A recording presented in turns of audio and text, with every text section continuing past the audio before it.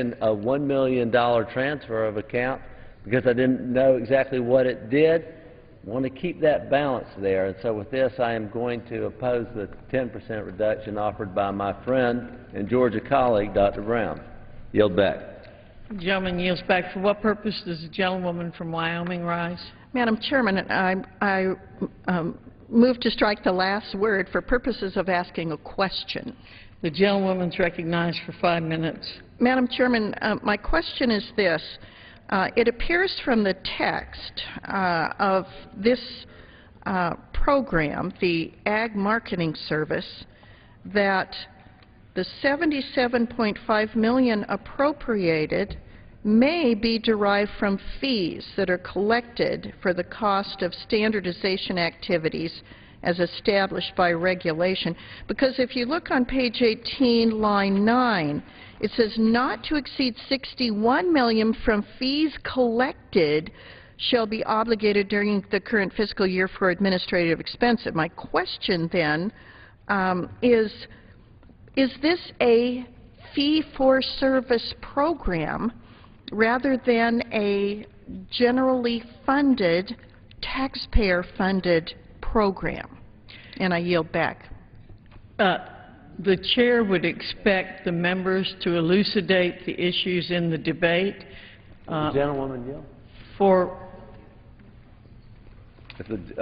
I thank the gentlewoman for yielding. And does the gentlewoman reclaim her time? I reclaim my time and yield to the gentleman. Without objection. And the Ag Marketing Service actually gets that $77.5 million in appropriation, then in addition has the ability to collect up to $61 million in fees. And if you think about that's not unusual in this account. The FDA actually does the same thing. I think they get over $1 billion in fees. So some of these accounts do get an appropriation, and then they, on their own, can go out and get some fees to not just supplement it, but in some cases almost match it, as is AMS doing. Thank you, Madam Chairman. I yield back the balance of my time. The gentlewoman yields back. The question is on the amendment offered by the gentleman from Georgia. Those in favor say aye. Aye. Those opposed say no. No. In the opinion of the chair, the noes have it. The amendment is not agreed to. Madam Speaker. For what purpose does the gentleman rise? I request the yeas and nays. Pursuant, does the gentleman prefer a recorded vote? Yes. Pursuant to Clause 6 of Rule 18, further proceedings on the amendment offered by the gentleman from Georgia will be postponed. The clerk will read. Page 18, line 8, limitation on administrative expenses, $61 million. Funds for strengthening markets, income, and supply, Section 32, including transfers of funds. Funds available shall be used for commodity program expenses as authorized. Payments to states and possessions, $1,331,000. Grain inspection, packers, and stockyards administration, salaries and expenses, $37 million. Limitation on inspection and weighing services expenses, $47,500,000. Office of the Undersecretary for Food Safety, $689,000. Food Safety and Inspection Service, $972,028,000. Office of the Undersecretary for Farm and Foreign Agricultural Services, $760,000. Farm Service Agency salary and expenses, $1,176,500,000. Madam Chair. For what purpose does the gentlewoman from California rise? Madam Chairwoman, I have an amendment at the desk. The clerk will designate the amendment. Amendment offered by Ms. Richardson of California. Page 21, line 12, after the dollar amount, insert reduced by $10 million. Page 46, line 22, after the dollar amount, insert increased by $10 million. The gentlewoman is recognized for 5 minutes. Thank you, Madam Chairwoman. The Richardson Amendment adds $10 million to the Commodity Assistance Program by reducing by the same amount from the salaries and expenses section of the Farm Service Agency, which will provide funding, additional funding for the Commodity Supplemental Food Program, which provides assistance to seniors who have incomes at or below $14,157. 97% of all Commodity Supplemental Food Program recipients are seniors who often receive the only fresh food packages that might come to their home. Many of these seniors have no means of transportation to obtain these such products. These seniors also have very limited resources in which to purchase the food that they need. Madam Chairwoman, I don't understand why those in the majority would believe that our seniors have caused our budget problems, or worse yet, are able to fix our budget problems. The Ryan budget proposes to make seniors pay an additional $6,000 out of pocket for the health care needs.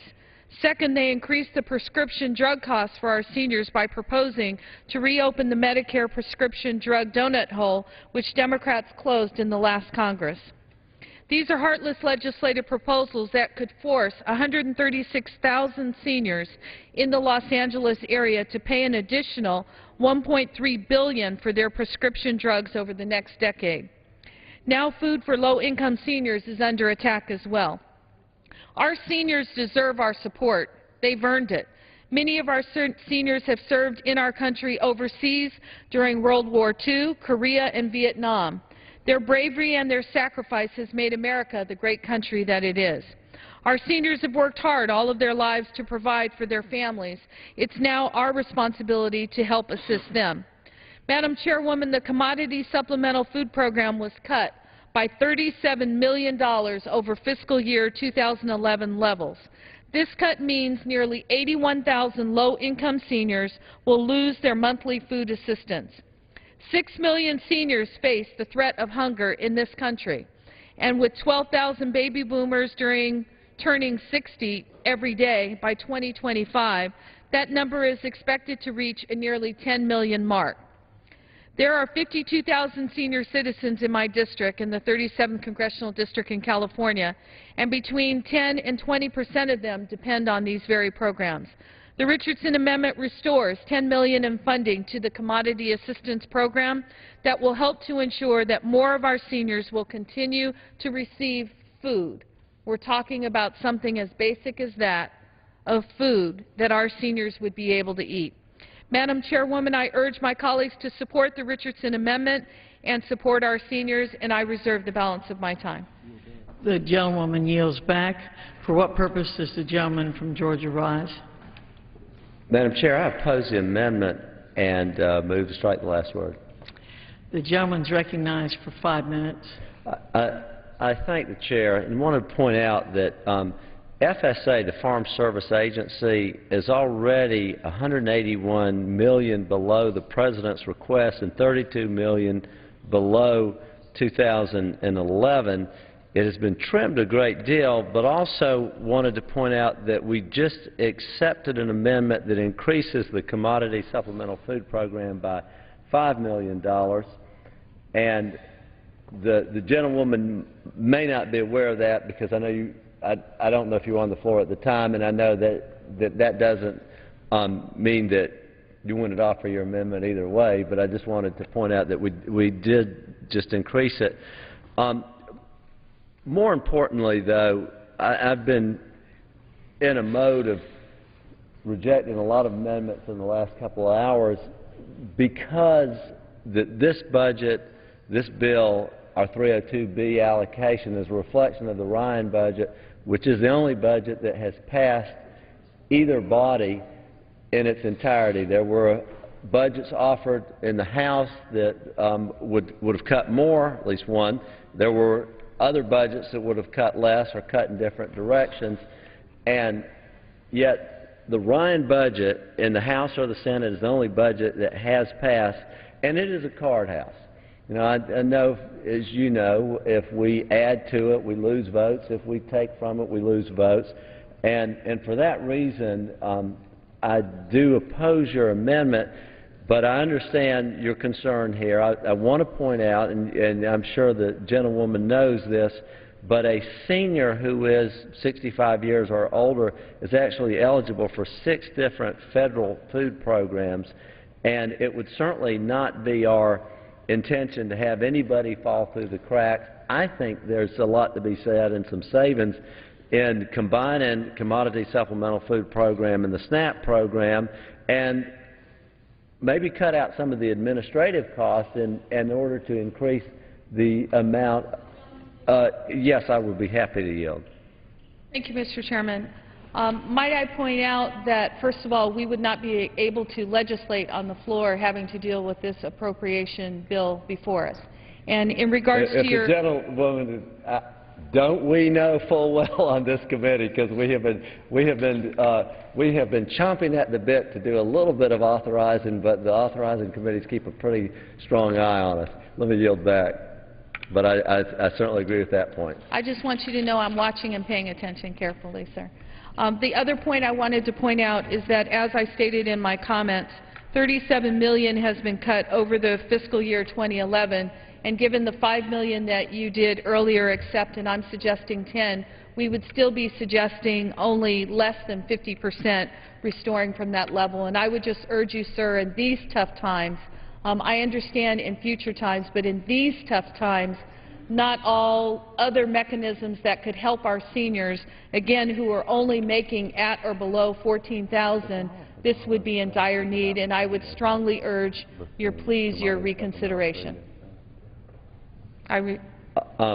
Reclaiming my time, I do want to point out, and I'm sure the gentlewoman knows, that this bill actually does increase SNAP $5.6 billion, and therefore I think sometimes we do need to, even though that is an authorizing issue, I think as a practical issue, there's something that we need to explore and thrash about and make sure that we're not underserving somebody because of 2 programs that could be so close that I don't know why we don't combine them. And again, I realize that would be Farm Bill authority to do that, but SNAP did go up $5.6 billion because of the mandatory spending side of it.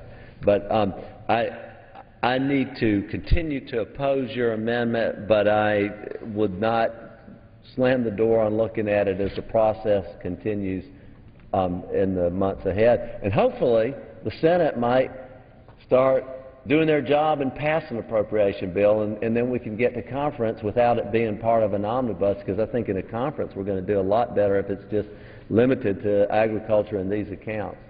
So with that, Madam Chair, I yield back. The gentleman yields back. The question is on the amendment offered by the gentlewoman from California. Those in favor say aye. Aye. Those opposed say no. In the opinion of the chair, the noes have it. The amendment is not agreed to. Madam Chair? For what purposes, the gentlewoman from California? I ask for a recorded vote. Pursuant to Clause 6 of Rule 18, further proceedings on the amendment offered by the gentlewoman from California will be postponed. Are there further amendments to the pending program? If not, the clerk will read. Page 21, line 21. State mediation grants, $3,550,000. Dairy indemnity program for necessary expenses in making payments, such sums as necessary. Agricultural Credit Insurance Fund program account, including transfers of funds, $1,500,000,000. For the cost of modifying loans as defined in Section 502 of the Congressional Budget Act of 1974, $59,120,000. In addition, for administrative expenses to carry out the direct and guaranteed loan programs, $268,634,000. Funds appropriated to the Agricultural Credit Insurance Program account may be transferred. Risk Management Agency, $68,016,000. Corporations. The following corporations are authorized to make expenditures within the limits of funds and borrowing authority in accord with law. Federal Crop Insurance Corporation Fund, such sums as may be necessary. Commodity Credit Corporation Fund, reimbursement for net realized losses, including transfers of funds. such sums as may be necessary. Hazardous waste management, limitation on expenses, $5 million. Title II, conservation programs, Office of the Undersecretary for Natural Resources and Environment, $760,000. For what purpose does the gentleman from Georgia rise? I move that the committee do now rise. The question is on the motion to rise. All those in favor say aye. Those opposed say no. Ayes have it. Committee rises.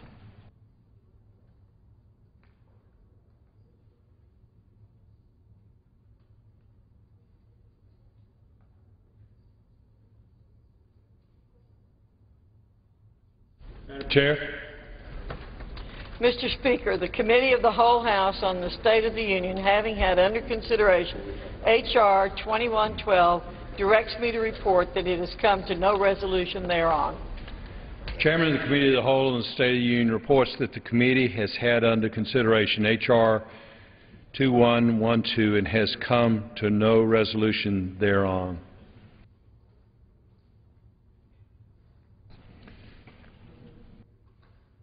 Chair lays before the House the following personal request. Leaves of absence requested for Ms. Eshu of California for the week of June 13th, 2011, and Mr. Stivers of Ohio from June 13th through June 24th. Without objection, the request is granted. The Chair lays before the House communication.